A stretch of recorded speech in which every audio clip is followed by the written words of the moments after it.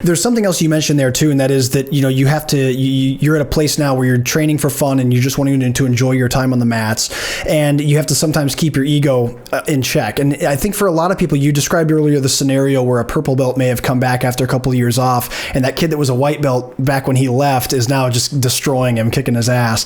I imagine for someone like yourself as like a 5-time world champion, if it's difficult for a purple belt, it's got to be difficult for a world champion as well. So I would love to pick your brain on this. How have you, I guess internally, how have you accepted mentally that, like, hey, look, man, I'm training for fun now. It's okay if Giancarlos and Tinoco kick my ass today. How do you, I guess, was it easy for you to come to terms with that? Or because for a lot of people that would be very difficult, I would think. So the way I think about it is like when I was a competitor, I think one of the things that differentiated me from the others, and I always try to be like rational to understand that, is that, for example, I never felt myself good in jiu-jitsu, like I never felt like a talent in jiu-jitsu. So I always tried to figure out what was the way, what could I do to be better than the others, right? And then one thing that I figured out was like rolling more than the others, like I would roll more than any other person I knew. And when I mean roll more, it's not just like grabbing a person and roll, it was like rolling more and more intense. So in one day, for example, if I was training at Marcelo's, I would try to roll first row of Marcelo, second row of Tinoco, third row of Mateus Diniz, fourth row of Marcelo again, fifth row of John Satava, sixth row. So I would always try to push myself as hard as I could. And I think when you do that, it's 100% sure that someone's going to kick your ass. Like that someone's going to tap you and someone...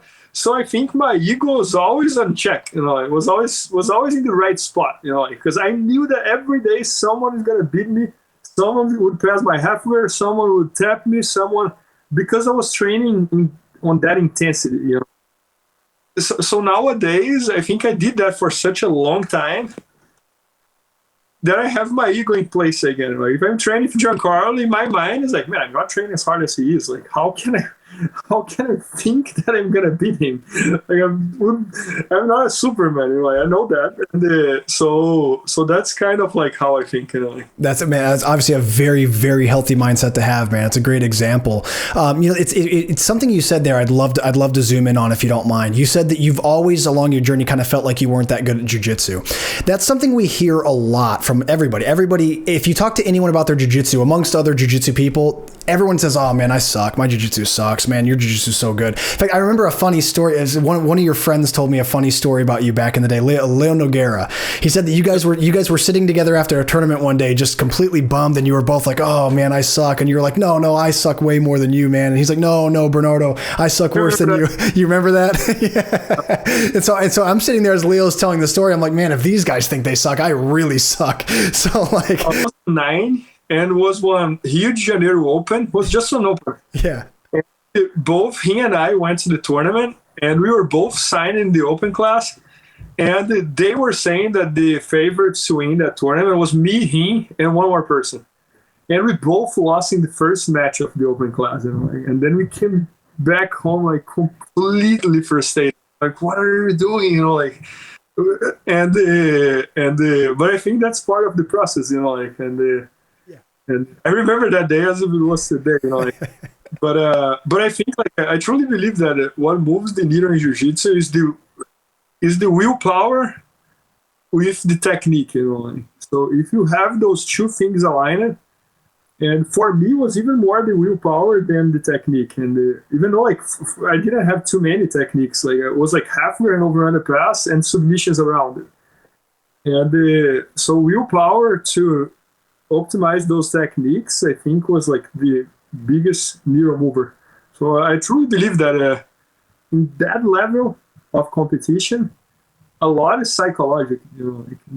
At some point, everybody trains hard, everybody has great techniques, and who is gonna win is whoever has the biggest will. Whoever is willing to sacrifice everything, not only on the mat, but everything in life to win. And that's what I did. That's amazing, man. Well, it also makes me think that okay, so if Bernardo goes through his career thinking that he's not that good in his head, or being really overly humble, it probably tells us that, hey, look, if this guy is feeling that way and winning world championships 5 times and doing all the other things that you've done in your career, if you're sitting there thinking that you suck at jiu-jitsu, you probably don't suck as much as you think you do. Do you think that's true for most people? I think that's true. I think many times they don't suck at jiu-jitsu. They just don't train as hard as they should. They just don't do everything that they should be doing in order to win. You know, like it's not only jiu-jitsu. You know, like that's. I think that's the. I think like you gotta study jiu-jitsu a lot in order to understand what you're doing, and so that's how you're gonna build your technique, right? Then you gotta have a lot of discipline in order to show up twice per day to train jiu-jitsu, and then discipline to do physical conditioning either 2, 3, 4 times per week. Then discipline to create your schedule in the year. I'm gonna compete this, and this tournament. I saw a lot of guys who were great, but they wouldn't compete as much, you know, like, so I would have more competition experience than them. And so there's a lot of pieces in this puzzle, you know, like you gotta compete a lot, you gotta do diet, you gotta control what you eat, you gotta do physical conditioning, you gotta train jiu-jitsu a lot, you gotta study jiu-jitsu a lot, you gotta be around great people. If you only train with white belts, that might be hard to get to that level. What else? Like it's a lot of pieces on the puzzle, you know, like that you gotta have everything aligned in order to show up there on that day and win, you know.